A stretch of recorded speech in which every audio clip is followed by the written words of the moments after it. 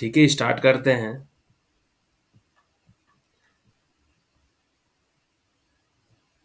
Detail में थोड़ा जाते हैं। एक तुम लोग ध्यान रखना, रेगुलेशन नंबर 24,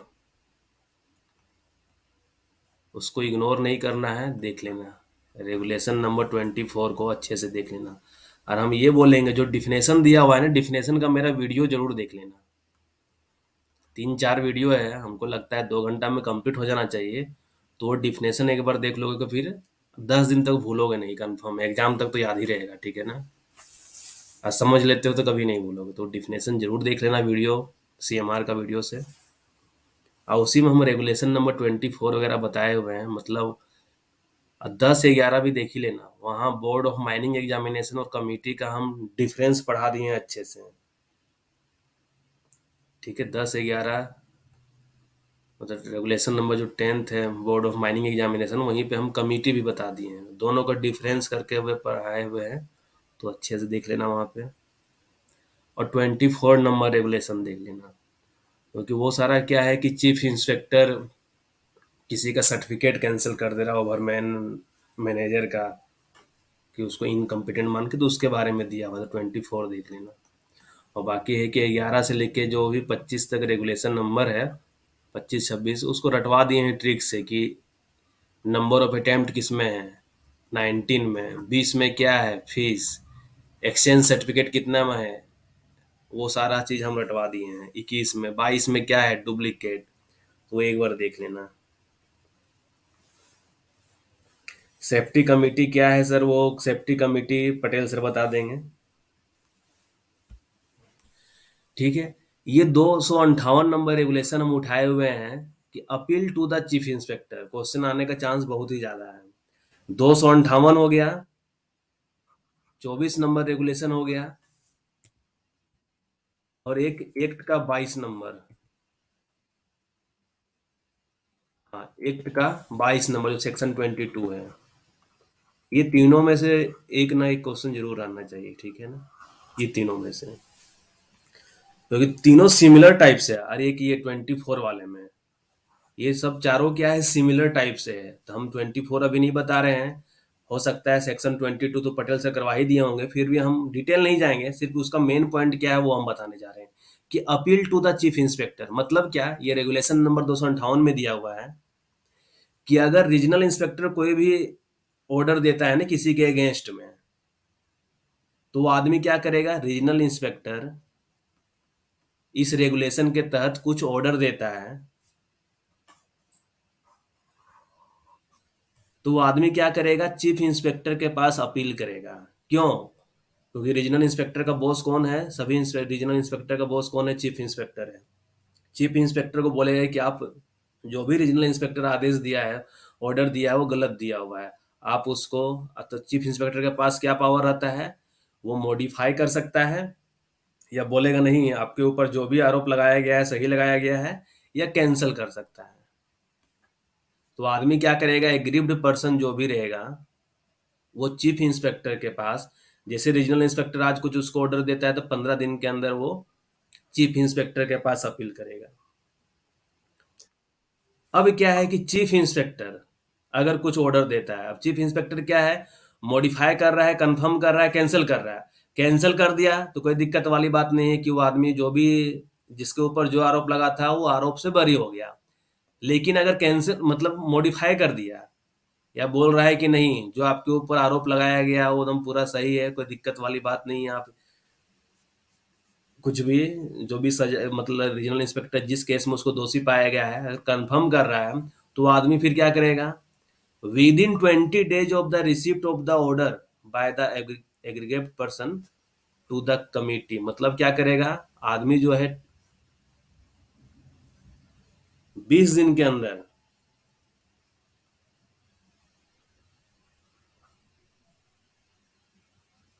20 दिन के अंदर आदमी जो अपील करेगा तो उसका केस कहाँ चला जाएगा, कमेटी के पास रेफर कर दिया जाएगा। तो इस चीज को ध्यान रखना है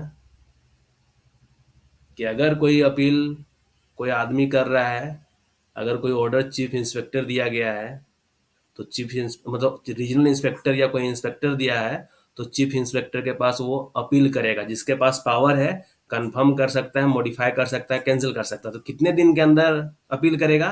तो every appeal under sub regulation 1 shall be preferred with in 15 days. ठीक है। कमिटी बड़ा है, कमिटी, और अपील टू द कमिटी करेगा। 259 में क्या है? अपील टू द कमिटी, कि जो भी, अब क्या था कि चीफ इंस्पेक्टर यहां से जो भी ऑर्डर पास किया तो उसके अगेंस्ट में अगर मॉडिफाई किया या कंफर्म किया, कैंसिल किया तो नहीं जाएगा, अगर मॉडिफाई किया या कंफर्म किया है तो एग्रीव्ड पर्सन क्या करेगा?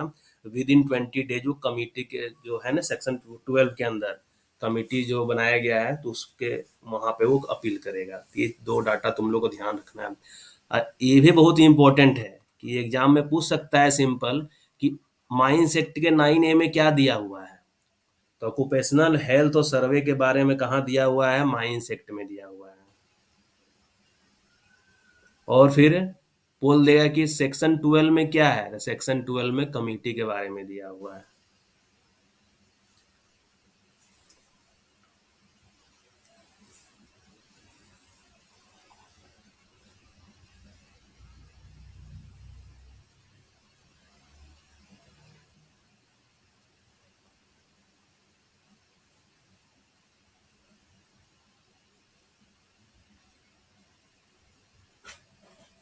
क्या बोल रहे हो सर? एक्ट में है कि सेंट्रल गवर्नमेंट को अपील करेगा, सेंट्रल गवर्नमेंट कमिटी को रेफर करेगा। तो हाँ, तो वो जो एक्ट वाला केस है ना, ये अलग केस है। ये किसका केस है? कि जब माइंस में है ना, जब माइंस में इंस्पेक्शन करने आया है, अब वो माइंस में कोई अर्जेंट या इमीडिएट डेंजर देखा माइंस में, जिसके लिए कोई एक्सप्रेस प्रोविजन नहीं है, ये माइंस के लिए है। और ये किस चीज के लिए है? ये जो चीज था, ये एक्चुअल में ये माइंस के लिए, कि माइंस में अगर कुछ ऑर्डर दे के चला गया है, वो प्रोहिबिटरी ऑर्डर दे के चला गया है, तो उसके लिए था यहाँ पे। तो ये अलग से हम इसीलिए बता रहे हैं, तीनों को हम, ये दोनों चीज को हम अलग से रखे हुए हैं यहाँ पे, कि रेगुलेशन वाला अगर पूछेगा तुमसे, तो रेगुलेशन वाला ये है 15 दिन और 20 दिन के अंदर, 15 दिन के अंदर चीफ इंस्पेक्टर के पास, और 20 दिन के अंदर उसका केस को कमिटी के पास रेफर कर दिया जाएगा। और यहाँ पे क्या है सेक्शन 22 में, कि ये अंडर सब सेक्शन 1, हम अंडर सब सेक्शन 1 में क्या दिया हुआ नहीं जा रहे हैं, कि गया माइंस में इंस्पेक्टर, वहां पे देखा कि अरे यार यहाँ तो बहुत खतरनाक जगह है, ये खतरा है, इसको दूर करना है। तो बोल रहे हैं कि आप इतना टाइम लिमिट दे रहे हैं कि इतने दिन के अंदर आप उस खतरा को दूर कीजिए। अब है कि माइंस वाला अगर उस टाइम लिमिट के अंदर नहीं काम कर पाया, तो हो सकता है उस पोर्शन में वो काम करना बंद करवा दे, तो ऑर्डर 1A में इशू कर देगा। या सब सेक्शन 2 में क्या करता है वो, कि ब्लॉक ऑफ मिनरल वगैरह या कहीं भी जो काम चल रहा है माइंस में, वो काम बंद करवा सकता है। इसी तरीके सब सेक्शन 3 में भी कुछ ऑर्डर दिया हुआ है, तो उस ऑर्डर के अगेंस्ट जो ओनर एजेंट मैनेजर क्या करेगा, with in 10 days after the receipt of the notice और ऑर्डर इज द केस में भी, वो अपील करेगा कहाँ पे? चीफ इंस्पेक्टर के पास। ये सेक्शन 22 वाला है। सेक्शन 22 में क्या है, कि अगर कोई इंस्पेक्टर या रीजनल इंस्पेक्टर कुछ ऑर्डर इशू करता है, ठीक है, तो ऑनर एजेंट मैनेजर क्या करेगा? विद इन 10 डेज,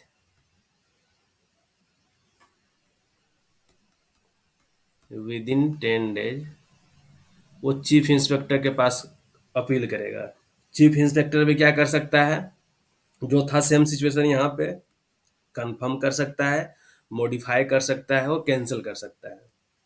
अगर कैंसिल कर दिया तो मामला तो यहीं रफा दफा हो गया, लेकिन अगर कंफर्म और मॉडिफाई करता है तो वही है यहाँ पे, अगर चीफ इंस्पेक्टर और इंस्पेक्टर जो सेंडिंग नोटिस दिया हुआ है या जो ऑर्डर बनाया है 1A में, 2 में, 3 में, तो chief inspector making an order, देखो other than the order of cancellation, cancellation का छोड़ के अगर कुछ अदर ऑर्डर करता है, मॉडिफाई करता है या कंफर्म करता है, तो वो सारा अपना जो भी रिपोर्ट है ना, वो फोर्थविथ वो सेंट्रल गवर्नमेंट को भी रिपोर्ट करेगा। ये कौन करेगा? Chief inspector. चीफ इंस्पेक्टर क्या करेगा? वो फोर्थविथ वो सेंट्रल गवर्नमेंट को भी रिपोर्ट करेगा कि हम इस माइंस में सेक्शन 22 लगा के आ रहे हैं। सेक्शन 22 के अंदर बोल देगा कि हम वहां पे काम बंद करवा दिए हैं, क्योंकि हमको अर्जेंट और इमीडिएट डेंजर नजर आया माइंस में। तो अब क्या करेगा owner agent manager, within 20 days after the receipt of the notice, ठीक है, एज द केस में भी, send his objection in writing to the central government. Central government क्या करेगा, वो 2 महीने के अंदर ऑब्जेक्शन को कमिटी के पास रेफर करेगा। ठीक है, तो यहाँ पे देखो क्या क्या आ गया, 10 दिन आ गया कि ओनर एजेंट मैनेजर 10 दिन के अंदर वो चीफ इंस्पेक्टर को अपील करेगा। अब अगर चीफ इंस्पेक्टर कैंसिल करके बाकी मॉडिफाई और कंफर्म कर देता है, ओनर एजेंट मैनेजर क्या करेगा, owner agent manager within 20 days वो सेंट्रल गवर्नमेंट के पास ऑब्जेक्शन देगा राइटिंग में। और सेंट्रल गवर्नमेंट क्या करेगा, जैसे मिलेगा तो 2 महीने के अंदर विद इन 2 मंथ वो क्या करेगा, कमिटी के पास ये केस रेफर कर देगा। ठीक है, तो ये दोनों चीज तुम लोग को ध्यान रखना है, हम इसलिए दोनों को उठा लिए हैं साथ में यहाँ पे। ये सेक्शन 22 तुम लोग इजिली नजर आ जाएगा वहां पे।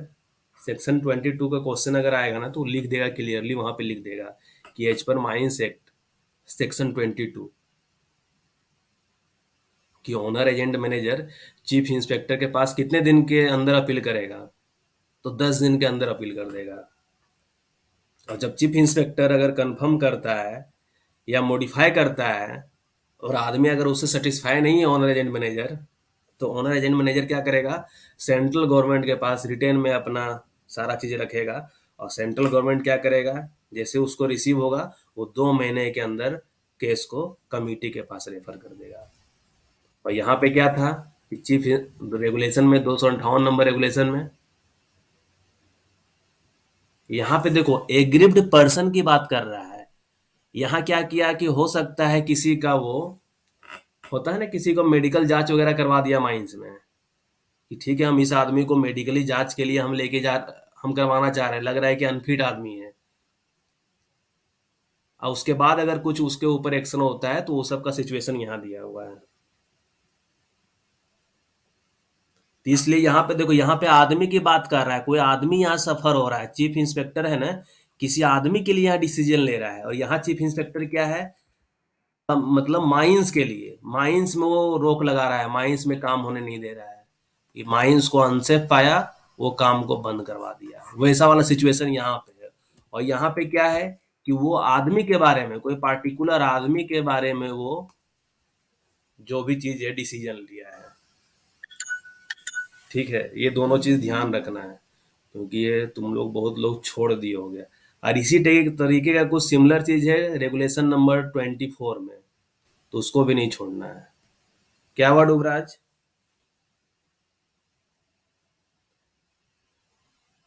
क्या बोल रहे हो? हाँ बोलो।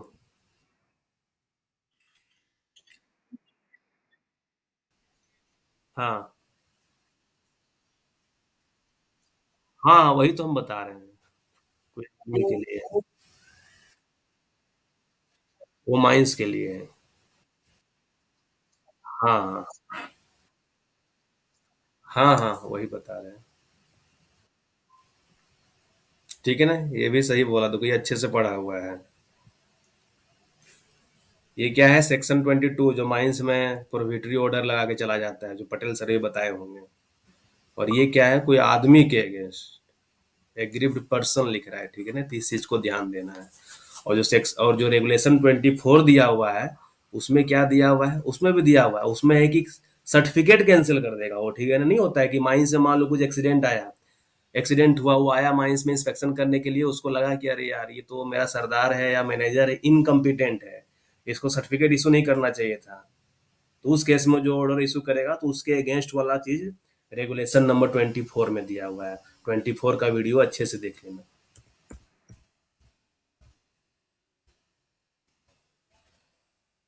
ठीक है, अब स्टार्ट करते हैं थोड़ा इधर का। ये सब क्वेश्चन आना नहीं चाहिए, डीजीएमएस का पिक पार्टिकल वेलोसिटी का लिमिट, लेकिन फिर भी अगर आ जाता है तो थोड़ा सा आरएमआर वगैरह कुछ थोड़ा डाटा ज्यादा आ सकता है। RMR कितना होता है? 0 से 20, 20 से 40, 40 से 60, 60 से 80, 80 से 100। तुम लोग से RMR का पहले तो फुल फॉर्म पूछ सकता है कि RMR का फुल फॉर्म क्या होता है। तो RMR का फुल फॉर्म क्या होता है? Rock mass rating. आरएमआर का यूज करके क्या किया जाता है कि रूफ का क्या कंडीशन है, रूफ का कंडीशन निकाला जाता है। क्वेश्चन हो सकता है कि RMR किस पर्पस के लिए निकाला जाता है। फ्लोर का स्ट्रेंथ निकालने के लिए, रूफ का क्या कंडीशन है उसके निकालने के लिए, ऐसा कुछ ऑप्शन दे सकता है। और बाकी RMR का ये क्लासिफिकेशन है, 0 से 20, 20 to 40, 40 to 60, 60 to 80 और 80 to 100। 80 to 100 आता है एक्सीलेंट वाले कैटेगरी में।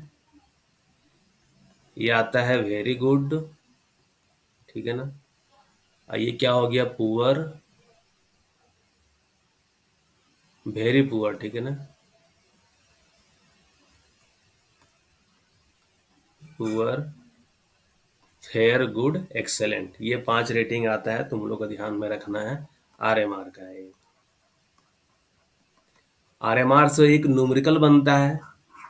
वो RMR का न्यूमेरिकल सभी को पता होना चाहिए कि बोलता है कि माइंस में एक रूफ है, मतलब माइंस का मान लो कहीं पे 3 मीटर थिकनेस है, और इसका RMR दे दिया है कि थिकनेस जो है रूफ का 3 मीटर है, और आर क्या कहता है RMR 40 है, और कहीं 2 मीटर थिकनेस है और RMR 50 है, तो बोलेगा इक्विवेलेंट RMR निकालिए।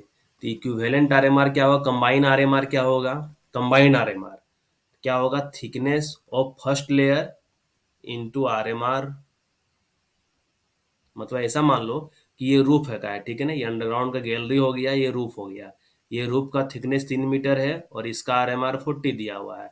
ये ऊपर वाला पोर्शन है 2 मीटर थिकनेस, RMR 50 दिया हुआ है। बोलेगा इसे कंबाइंड RMR निकालिए, तो क्या होगा? Thickness of first layer into RMR उसका, plus thickness of second layer उसका RMR 2, divide by thickness of first plus second. अगर 3 लेयर दिया हुआ रहेगा तो इसी तरीके से मल्टीप्लाई हो जाएगा, ठीक है ना। तो इसका आंसर क्या आ जाएगा?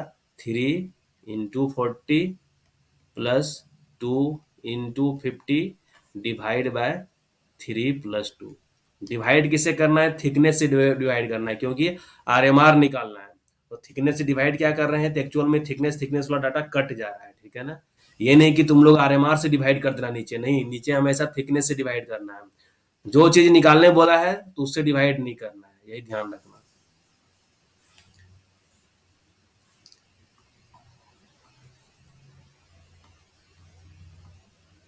तो ये थोड़ा इंपॉर्टेंट वाला चीज है, क्योंकि सिंगल लाइन का न्यूमेरिकल बनता है, इसलिए बहुत इजी न्यूमेरिकल बनता है। सिर्फ कैसे निकलता है ये पता होना चाहिए। RQD का अगर फुल फॉर्म पूछता है तुम लोग का कि RQD का फुल फॉर्म बता दो, तो क्या हो जाएगा? Rock quality designation.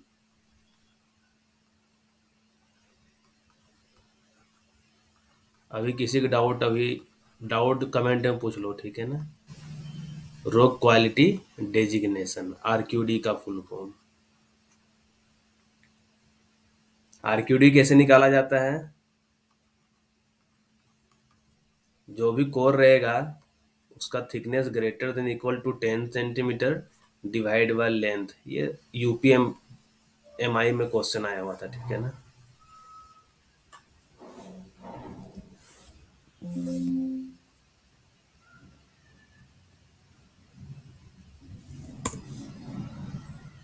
RMR क्या बताएं हम? एक बार में तुम लोग क्यों नहीं समझते हो? ये अंडरग्राउंड का गैलरी है, अंडरग्राउंड है, ये रूफ है, ठीक है ना। ये रूफ 3 मीटर का है और इसका RMR 40 दिया हुआ है। ये रूफ 2 मीटर का है, RMR 50 दिया हुआ है। ये 1 मीटर थिकनेस का है, RMR 20 दिया है। बोलेगा कंबाइंड RMR निकालिए या इक्विवेलेंट RMR निकालिए, तो क्या हो जाएगा? Thickness of first layer RMR +2 × RMR +1 × RMR divide by thickness 3 + 2 + 1। 120 + 100 + 20 divide by 6 कितना हो जाएगा ये? 240 डिवाइड बाय 6 मतलब 40। आरक्यूडी का बोल रहे हो? आरक्यूडी क्या होता है? आर रो क्वालिटी डेजिग्नेशन बता दिए। इसका 0 से 25, 25 से 50, 50 से 75, 75 से 90, 90 से 100, ये आरक्यूडी होता है।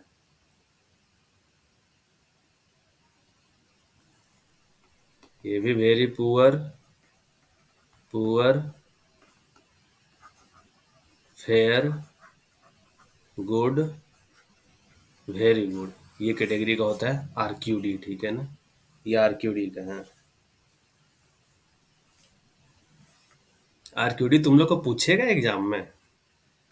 2018 या 20 का क्वेश्चन देख के तो क्वेश्चन देख कर लगा नहीं कि आरक्यूडी पूछेगा।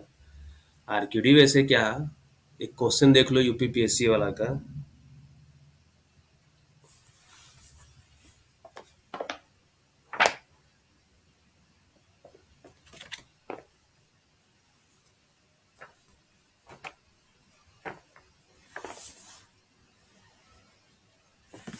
नहीं पूछेगा, ठीक है, नहीं बताएंगे, वो सब नहीं पूछेगा।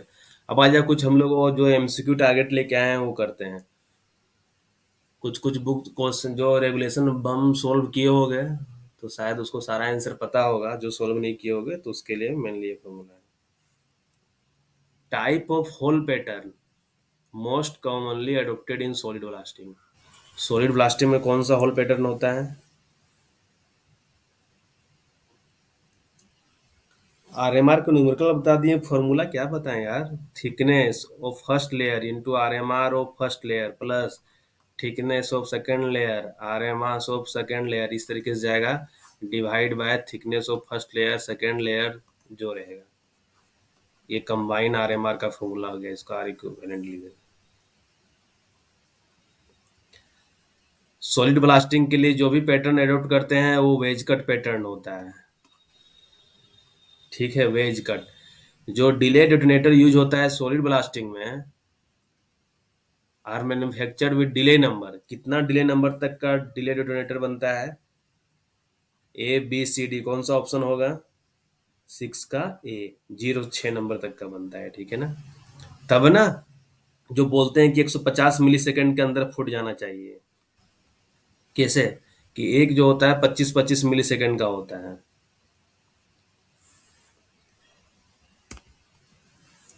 जो रिजर्व स्टेशन होता है अंडरग्राउंड माइंस में, उस क्या करते हैं ये, एक्सप्लोसिव जो होता है एक शिफ्ट में जितना यूज रख करना रहता है वो रखते हैं, या storing explosive required for use in 3 shift, या keeping securely locked explosive boxes issue to the shot firer for use during the shift और बोथ बी एंड सी। पहले देखो यही होता है कि तुम लोग सारा ऑप्शन नहीं पढ़ते हो, तुम लोग स्टार्ट कर देते हो मारना। ऑप्शन को ध्यान से देखना है, देखो ये सिल्ली मिस्टेक वाला क्वेश्चन है। देखो यहाँ पे पढ़ो तुम लोग, यहाँ रिजर्व स्टेशन में क्या करते हैं कि हम लोग एक्सप्लोसिव रखते हैं कि उस शिफ्ट में जितना एक्सप्लोसिव यूज करना है उतना ही एक्सप्लोसिव रखते हैं। और तुम लोग लग रहा है कि पहला ऑप्शन हो गया क्या, storing explosive required for use in 3 shift. C option पढ़ो, keeping securely locked explosive boxes issued to the shot firer for use during the shift. इसमें तो ये भी आ गया, इसमें तो ये भी आ गया ना कि हाँ कि वो शिफ्ट में यूज करने के लिए जो एक्सप्लोसिव है वो तो वही रखते हैं, लेकिन एक सिक्योरली लॉक्ड एक्सप्लोसिव में रखते हैं, बॉक्स में रखते हैं। क्वेश्चन को ध्यान से पढ़ो, एकदम फास्ट नहीं मारना है, ठीक है, टाइम है। तो ऑप्शन क्या हो जाएगा? बी तो बी नहीं होगा क्योंकि 3 शिफ्ट के लिए नहीं रखते हैं, हर एक शिफ्ट के लिए लाते हैं। ऑप्शन ए इनकम्प्लीट है, क्यों? क्योंकि इसमें ये एक्स्ट्रा चीज जोड़ दिया है कि शॉट फायर जो रखता है एक्सप्लोसिव को। तो ऑप्शन डी भी नहीं होगा। फिर डी कौन मार रहे हो, डी क्यों मार रहे हो तुम लोग? एक्सप्लोसिव तीनों शिफ्ट में नहीं रखते हैं, तीनों शिफ्ट के लिए तो नहीं, एक बार लेके जाते तो एक शिफ्ट में यूज करना है। तो शॉट फायर क्या करेगा, पूरा कंटेनर वगैरह का साथ वहां रखेगा, अच्छे से सेफ कंडीशन में रखेगा। उसके बाद वहां पे निकाल के क्या करेगा, उस शिफ्ट में जो यूज करना है उसके अकॉर्डिंग करेगा। तो ऑप्शन सी है इसका, ऑप्शन सी। ये क्वेश्चन तुम लोगों का गलत हो जाता है एग्जाम में।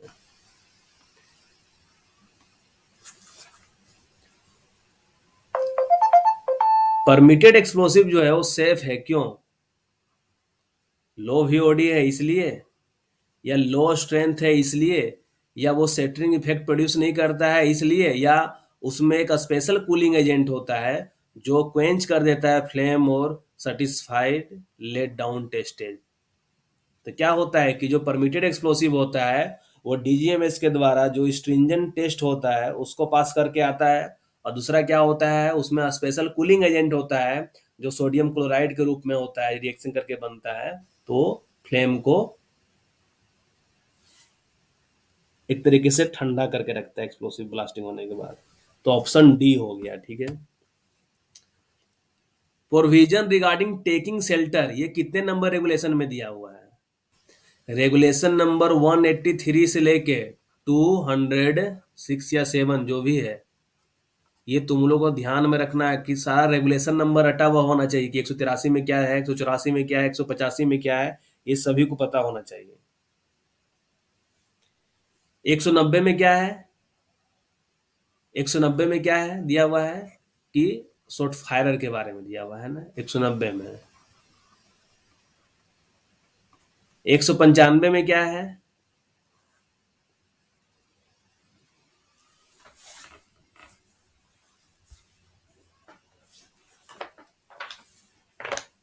195 में क्या दिया हुआ है?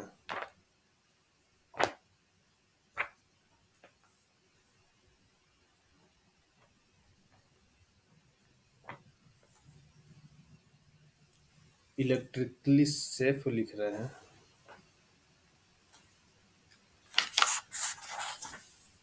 बता रहे हैं, एक minute.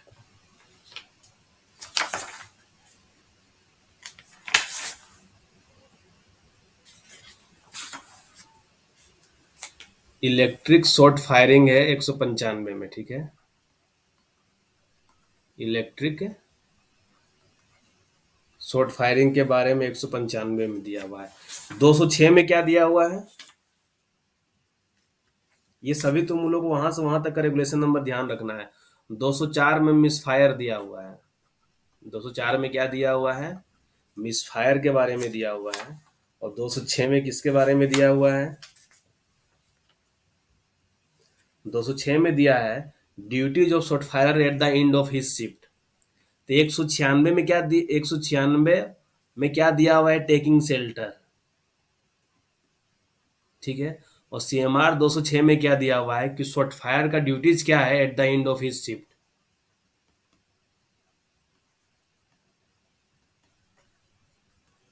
Duties of short fire at the end of his shift, ठीक है। इस चीज को ध्यान रखना है। 206 में जनरल प्रिकॉशन नहीं दिया हुआ है।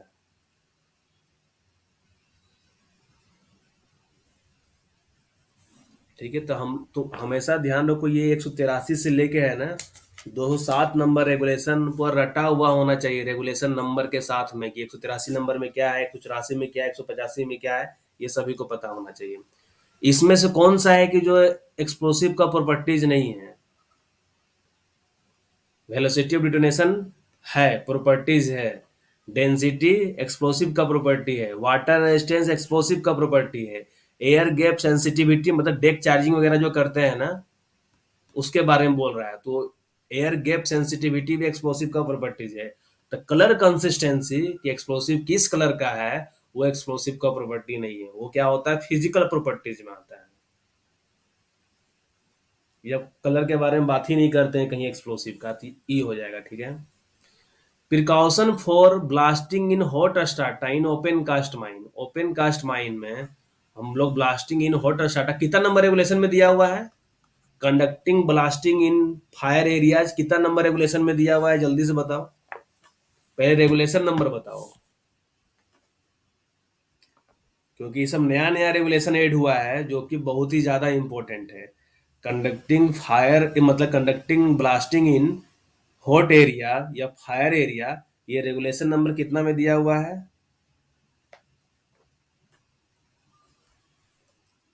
193 में 193 जो भी बोल रहे हो ना, बिल्कुल एकदम गलत बोल रहे हो तुम लोग।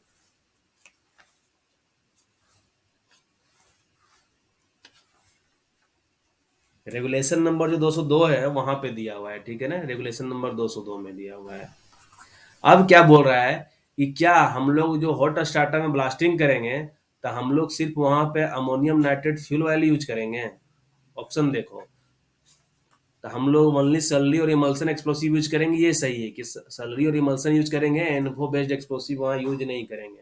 थर्ड में क्या है, अगर टेम्परेचर रहेगा किसी होल का 80 डिग्री सेंटीग्रेड से ज्यादा तो हम लोग उस होल को ब्लास्ट नहीं करेंगे, ठीक है। चार्जिंग और फायरिंग जो रहेगा किसी भी राउंड में वो हम लोग कंप्लीट करेंगे with in A maximum 2 hours, ये भी सही है, मतलब बी सी डी ऑप्शन सही है। ये क्वेश्चन क्या था, प्रिकॉशन क्या लेना है, तो बी सी डी जो है ये तीनों प्रिकॉशन में है। ऑप्शन नंबर एफ जो है वो सही है। अब तुम लोग क्या करना है, ऑप्शन पहले पूरा पढ़ना है, नहीं तो जैसे देखो कि हाँ सैलरी एमल्सन एक्सप्लोसिव यूज होता है, टिक करो आंसर आगे बढ़ जा। ये ऑप्शन तुम लोग देखे नहीं, एग्जाम में गलत हो गया।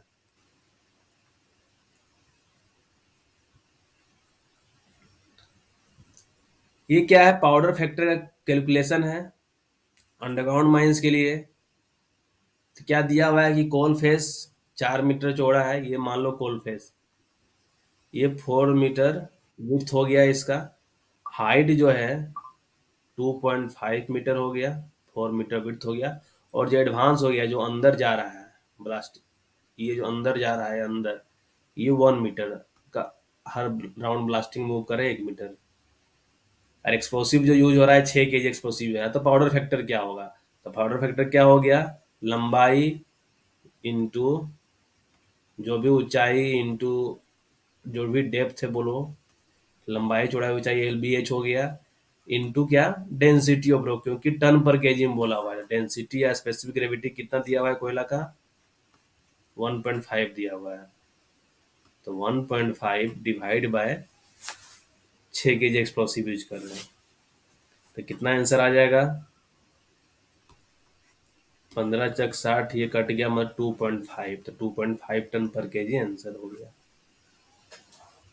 ठीक है। पाउडर फैक्टर क्या होता है, देखो पाउडर फैक्टर टन पर केजी भी दिया जा सकता है यूनिट में, और केजी पर टन भी दिया जा सकता है। तुमको देखना है पहले यहाँ यूनिट क्या दिया हुआ है, पाउडर फैक्टर केस में हमेशा यूनिट देना होगा उसको, कि किस यूनिट में हमसे वो आंसर जा रहा है।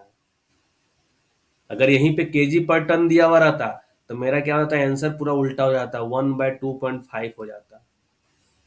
तो इसके अकॉर्डिंग क्या हो जाता फिर, 0.04 हो जाता, ठीक है। तो इस चीज का ध्यान रखना है स्पेशली पाउडर फैक्टर न्यूमेरिकल में।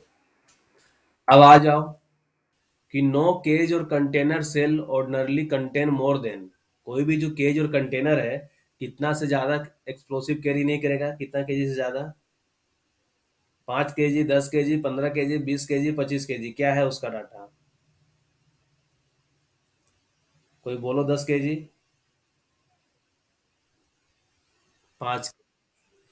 जो की रहेगा केज और कंटेनर का, cell retained by the shot firer in his own position throughout this shift, throughout his shift, हम आंसर भी बोल दिए हैं।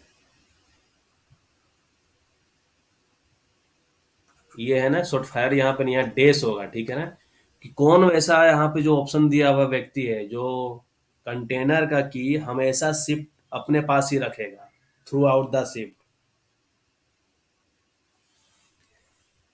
ये सीआई ऑर्डर देगा 10 kg, कहाँ है सोनू, सीआई ऑर्डर जो देगा 10 kg सोनू, ये क्लास के बाद हमको भेजना वो चीज, ठीक है ना, कहाँ पे दिया हुआ है, तो शॉर्ट फायरर हो गया, ठीक है।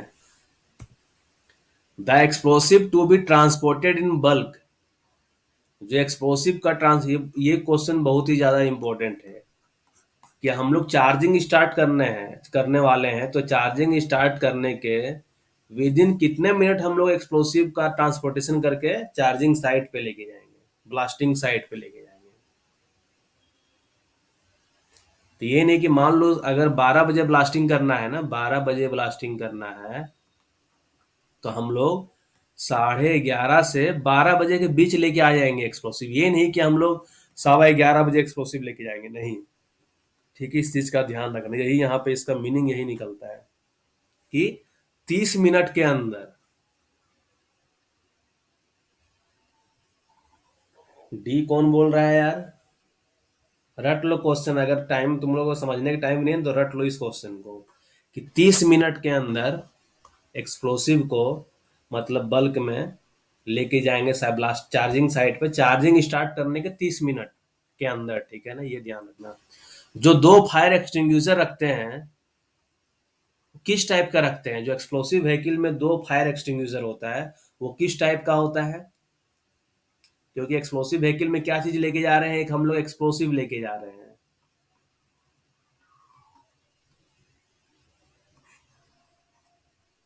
तो उसके इंजन में क्या भरा हुआ रहेगा? फ्यूल ऑयल भरा हुआ रहेगा। और दूसरा क्या रहता है? वायरिंग वगैरह किया हुआ रहता है। तो इसके लिए इलेक्ट्रिकल आग ना लगे, इसके लिए, और डीजल ऑयल में आग ना लगे, मतलब डीजल में, इसके लिए हम लोग एक इलेक्ट्रिकल को बुझाने के लिए हो गया, और एक पेट्रोलियम फायर हो गया। तो इलेक्ट्रिकल फायर और पेट्रोलियम फायर को बुझाने वाला फायर एक्सटिंग्विशर हम लोग रखते हैं। Option number C. Abhishek Kumar Soha, option number D क्यों मार रहे हो?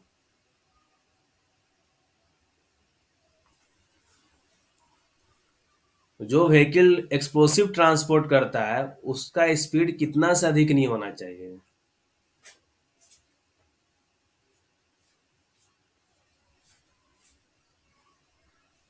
Option number C, 25 kilometre per our.